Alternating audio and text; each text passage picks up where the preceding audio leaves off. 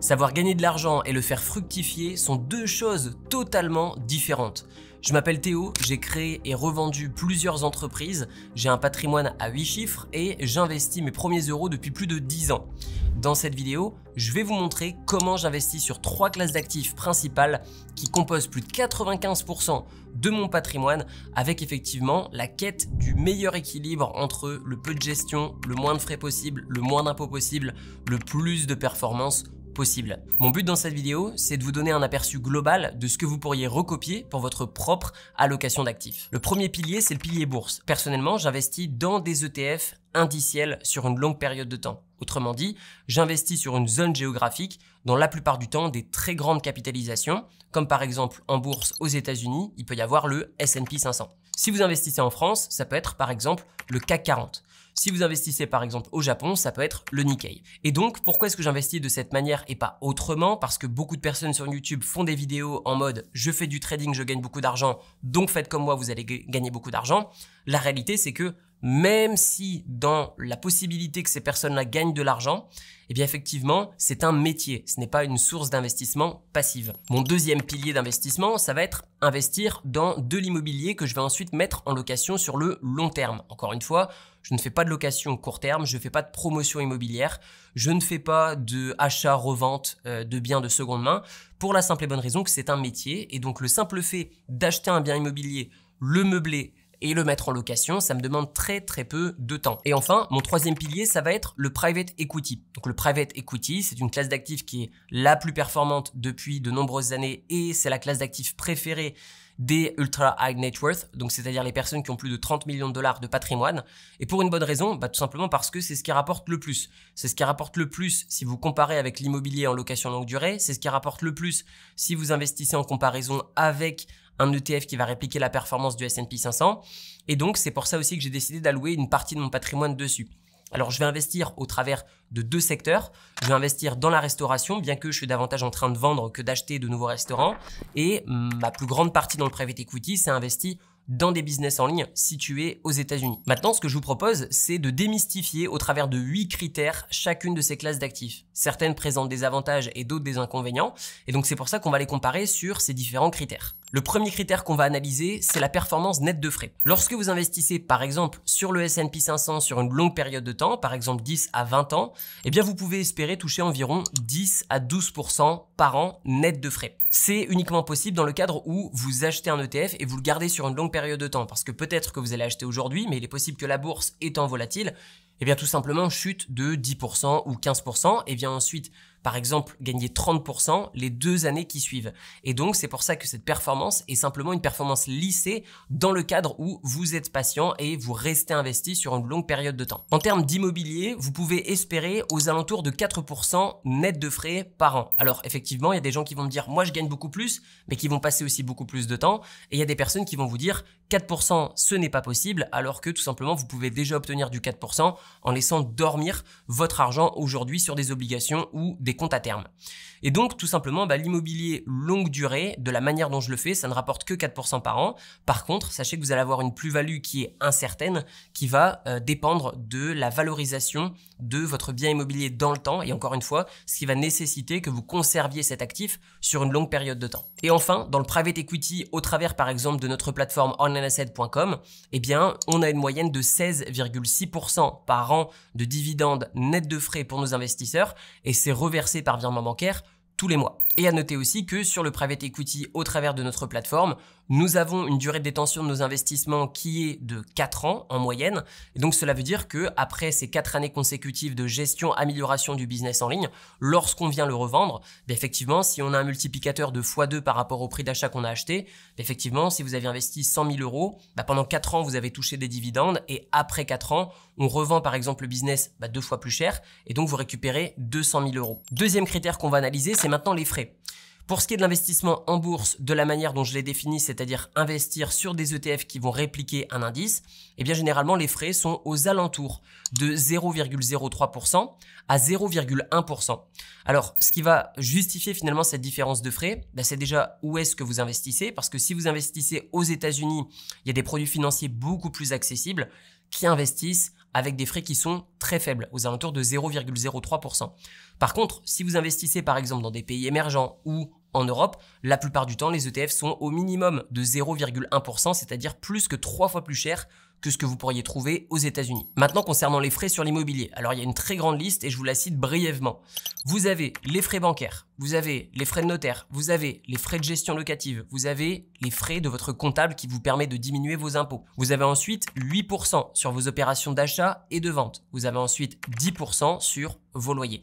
Ce qui fait que certaines personnes qui vendent des formations, par exemple dans le secteur de l'immobilier, vont vous dire « Je vais vous montrer comment investir dans l'immobilier avec un très petit capital et emprunter et avoir des performances de 10%, la réalité c'est que derrière ça se cache un métier et énormément de frais. Et enfin, les frais sur le private equity, ça peut être les plus faibles comme ça peut être les plus élevés. Pourquoi? Parce que, par exemple, au travers de notre plateforme chez onlineasset.com, on ne prend que des frais de surperformance. Ça veut dire qu'on a une target qui est de 15% par an de rendement, c'est-à-dire uniquement issu de l'exploitation des business qu'on vient vous renvoyer par virement bancaire tous les mois. Et dès qu'on dépasse finalement cette performance de 15% par an, eh bien, il va y avoir une commission simplement sur la surperformance. Concernant d'autres fonds en private equity, la plupart du temps, ils vont avoir des frais de 50% de la performance qu'ils vont réussir à extirper. Maintenant, je trouve ça cher, mais je trouve ça aligné. C'est-à-dire que si vous avez des frais, par exemple, lorsque vous investissez dans un fonds d'investissement au travers de votre banque, en fait, ils ont des frais de gestion sur le montant que vous investissez. Ça veut dire que vous gagnez ou que vous perdez, la banque n'en a rien à faire. Ça ne change pas sa rémunération. Troisième critère qui a beaucoup d'importance, c'est le niveau de gestion. Lorsque vous investissez en bourse, vous avez une gestion finalement qui est semi-passive. Pourquoi? Parce que des fois, vous avez besoin de rebalancer votre portefeuille. Parfois, vous vous demandez s'il ne serait pas bon de revendre une position ou d'en renforcer une autre. Et parfois, tout simplement, vous avez aussi des erreurs d'investissement parce que finalement, quand vous investissez en bourse, la plupart du temps, vous n'êtes pas du tout accompagné. Concernant l'immobilier, c'est pour moi l'investissement qui nécessite le plus de temps. Donc c'est un investissement qui se rapproche le plus finalement d'un nouveau métier. Personnellement, là où est-ce que je mets le plus de temps sur le truc qui me rapporte le moins, c'est l'immobilier. Et donc, c'est pas forcément ce que je recommanderais à des personnes qui sont encore actives et qui tout simplement veulent développer leur patrimoine. Et sur la partie private equity, là, c'est un investissement qui est 100% passif. C'est-à-dire que vous, en tant qu'investisseur, vous n'intervenez pas du tout et à aucun moment, que ce soit sur l'allocation de vos capitaux, mais aussi sur la gestion du véhicule d'investissement en lui-même. C'est-à-dire qu'une fois que vous avez décidé d'investir, par exemple, à nos côtés, quand je dis à nos côtés, c'est à mes côtés et à ceux de mon associé et des co-investisseurs, et bien finalement, vous avez juste un rapport mensuel tous les mois qui vous est envoyé. Vous pouvez voir ce qui s'est passé sur le business, mais si vous consultez pas ce résultat finalement mensuel, il n'y a rien qui change. Vous avez tout simplement le virement qui vous est envoyé tous les mois d'une manière identique que vous ayez regardé le rapport ou pas. Quatrième critère, ça va être le niveau de risque. À ne pas confondre avec la volatilité. Beaucoup de personnes pensent que c'est parce que le prix d'un actif est volatile que c'est risqué, mais c'est pas vraiment ça le risque. C'est vraiment différent de la volatilité. Ça peut y être assimilé, mais c'est pas ça. Le risque en bourse, il est très faible. Pourquoi? Parce que vous êtes très diversifié. C'est-à-dire que vous ne pouvez pas avoir les 500 entreprises du S&P 500 qui vont faire faillite ces 100 prochaines années. Et quand bien même s'il y avait un taux de roulement énorme, tout simplement, en fait, les ETF ont un effet qui va être nettoyant. C'est-à-dire que si une entreprise fait faillite, une autre vient rentrer dans le classement. Et donc finalement, votre investissement ne peut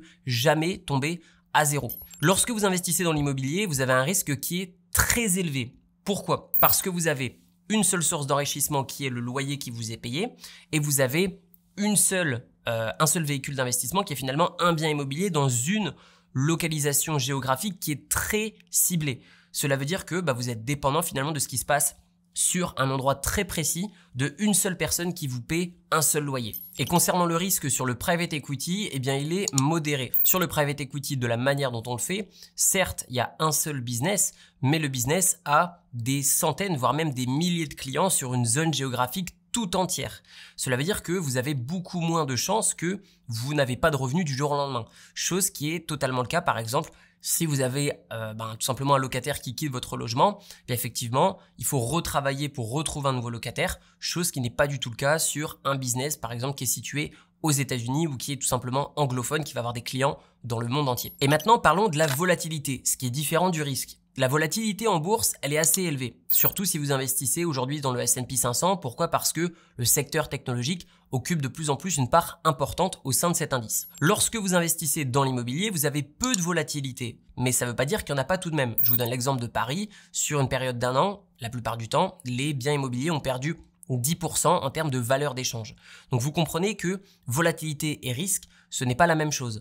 Maintenant, sachez que lorsque vous investissez dans du private equity, vous avez une volatilité qui est modérée. Pourquoi? Parce que le prix départ ne s'échange pas publiquement. Donc il n'y a finalement aucune personne qui vend sous la panique, contrairement à ce qui peut se passer en bourse ou en crypto-monnaie, tout simplement parce que les personnes sont très informées du business. Ce qui fait que en bourse, beaucoup de personnes vendent d'un coup et ce qui crée un krach financier, c'est tout simplement la méconnaissance du business sur lequel les gens ont investi, et donc dans l'inconnu finalement les gens ont peur et donc revendent leurs actifs par peur de perdre de l'argent.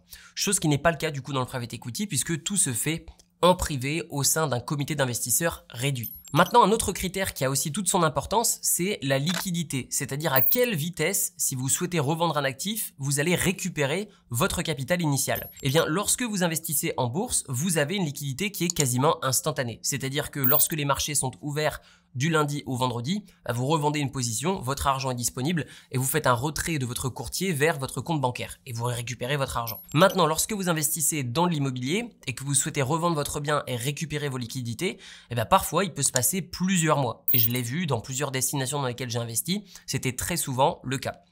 Lorsque vous investissez dans du private equity, comme je vous l'ai dit, nous, la plupart de nos projets, la plupart de nos opérations ont une durée d'exploitation de 4 ans. C'est-à-dire qu'entre le moment où on achète, on exploite, on améliore et on revend le business avec une plus-value, effectivement, il vient se passer 4 ans. Par contre, si vous avez des besoins en termes de liquidité et que d'autres investisseurs souhaitent racheter vos parts, en l'espace de 1 semaine, voire maximum 2 semaines, du moment que le contrat est signé et que le virement est parti, nous on effectue le changement des parts et la personne qui souhaite revendre récupère ses liquidités. Maintenant, je vais vous parler de l'investissement minimum pour chacun de ces 3 types d'investissements. Si vous souhaitez investir en bourse, il vous faudra au minimum 100 € ou 100 $. Pourquoi? Parce que en dessous de ça, certes, il y a des actions qui sont en vente. La réalité, c'est que vous risquez d'avoir des frais de courtage qui sont tellement importants par rapport au peu de volume que vous allez investir que finalement, ça va ronger votre performance. Donc, il est préférable de commencer à investir en bourse avec plusieurs milliers d'euros. Mais la réalité des choses, c'est que avec 100 €, vous pouvez commencer à le faire. Concernant l'immobilier, je recommanderais plutôt de commencer aux alentours de 20 000 € de côté, minimum. Pourquoi? Parce que même si vous empruntez de l'argent, parfois, vous allez avoir des pépins dans l'immobilier, des inconnus qui vont arriver. Et du coup, vous allez devoir parfois réparer des choses.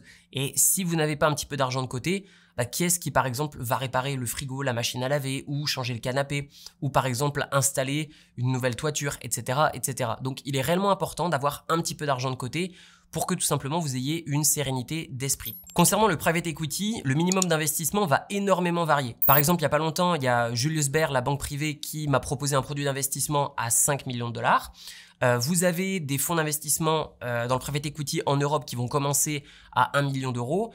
Et nous, via Online Asset, nos opérations vont aller de 3 à 5 millions d'euros lorsque on vient acheter un business. Et la forme fiscale qu'on utilise, la forme juridique qu'on utilise ne peut que avoir 100 investisseurs. Et donc, sur un projet à 3 millions de $ ou 3 millions d'euros, peu importe, divisé par 100 places, tout simplement, le minimum d'investissement est de 30 000 € par personne. Sachant qu'aujourd'hui, on se dirige de plus en plus vers des projets à 5 millions d'euros minimum. Et donc, le ticket d'entrée minimum, l'investissement minimum va être de 50 000 €. Et maintenant, le moment que vous attendez tous, l'imposition, la fiscalité. Lorsque vous investissez en bourse via des ETF indiciels, vous allez payer la plupart du temps, en fonction de où vous habitez évidemment, mais la plupart du temps, c'est comme ça. Vous allez payer 30% d'impôt sur les dividendes que vous allez recevoir et vous allez payer aussi 30% d'impôt sur les plus-values que vous allez effectuer. Concernant l'immobilier, admettons que vous êtes quelqu'un de très courageux et que vous investissez dans l'immobilier en France et que tout simplement vous mettez en location votre bien meublé, la plupart du temps, vous allez être au régime réel, c'est-à-dire que ça va dépendre de vos charges que vous allez pouvoir déduire, mais vous allez avoir aucun abattement. Vous allez ensuite avoir 17,2% de prélèvements sociaux plus l'imposition sur le revenu qui peut être lourde en fonction de la tranche dans laquelle vous êtes. Concernant le private equity, ça va dépendre, est-ce que vous avez investi à titre professionnel ou à titre personnel. Si vous investissez à titre personnel, c'est effectivement votre imposition à titre perso qui va s'appliquer et donc si vous vivez par exemple dans un pays avec une taxation territoriale, vous allez payer 0% d'impôt dessus parce que les revenus sont générés aux États-Unis. Si vous investissez à titre professionnel, effectivement, c'est l'imposition sur votre société qui va s'appliquer. Maintenant, sachez que si vous vivez encore une fois dans différents pays, vous allez pouvoir créer aussi des sociétés dans aussi d'autres pays qui vous permettront soit de ne payer aucun impôt ou soit d'en payer vraiment très peu. Quelle est la différence entre le fait d'investir en pro ou en perso? Le plus intéressant, c'est d'investir en perso si vous souhaitez utiliser les profits de ces investissements. À l'inverse, si vous souhaitez tout simplement réinvestir le plus vite possible et que vous n'êtes pas dans un pays qui a une taxation territoriale, c'est plus avantageux d'être en pro pour tout simplement réinvestir sans avoir de friction fiscale lorsque vous allez basculer vos investissements. Alors maintenant, quels sont les avantages principaux que je vois à chacune de ces classes d'actifs? Je dirais que la bourse, le plus gros désavantage, c'est d'avoir un accès à sa liquidité le plus rapidement possible par rapport à toutes les autres formes d'investissement. Donc ça, je trouve ça très intéressant et donc c'est pour ça que c'est intéressant d'investir un petit peu en bourse parce que si vous avez besoin d'argent pour changer de vie, réaliser un projet ou quoi que ce soit, vous vendez vos actions, vous demandez un retrait auprès de votre courtier sur votre compte bancaire et vous récupérez votre argent. Le gros avantage de l'immobilier par rapport aux autres classes d'actifs, c'est qu'il va venir diminuer votre volatilité parce que historiquement, l'immobilier résidentiel est tout simplement moins volatile que l'investissement en bourse ou que le private equity. Donc ce qui est intéressant avec l'immobilier, c'est que finalement, vous êtes rassuré sur le plan émotionnel parce que vous voyez votre valeur et que vous êtes convaincu parce que vous habitez dans un pays ou dans une ville depuis longtemps que les choses ne vont pas changer. Donc sur le plan émotionnel, personnel, ce qu'il faut aussi prendre en compte quand on est investisseur, c'est quand même intéressant. Et enfin, le plus gros avantage que je vois dans le private equity, c'est le fait que vous allez pouvoir toucher des dividendes mensuels avec un niveau d'imposition qui est le plus faible possible. Chose qui n'est pas le cas par exemple en bourse où certes, vous avez des ETF qui investissent dans des actions qui vont reverser des dividendes de manière mensuelle. La réalité, c'est que c'est pas du tout les meilleurs sur le plan de la performance. Donc la plupart du temps, les meilleurs ETF en bourse, ils vont avoir un versement de dividendes de 4 fois par an, c'est-à-dire trimestriel, tandis que lorsque vous investissez par exemple à nos côtés sur du private equity via onlineasset.com, tout simplement, on exploite des business et on n'a pas besoin d'énormément de trésorerie pour run les business. Et donc du coup, cet excédent de trésorerie est tout simplement reversé sous forme de dividendes ou de business profit. Et maintenant, l'inconvénient principal de chacune de ces classes d'actifs. En bourse, c'est effectivement la volatilité parce que tant à la hausse qu'à la baisse, ça vous impacte. C'est-à-dire que si vous n'avez pas encore investi et que la bourse ne fait que exploser d'année en année à la hausse, effectivement, vous allez attendre avant d'investir et donc votre argent ne fructifie pas. Si la bourse vient diminuer drastiquement et rapidement, effectivement, émotionnellement, c'est pas facile d'encaisser une moins-value temporaire de moins 20, moins 30 ou moins 40, voire même moins 50% sur une période de temps qui est courte.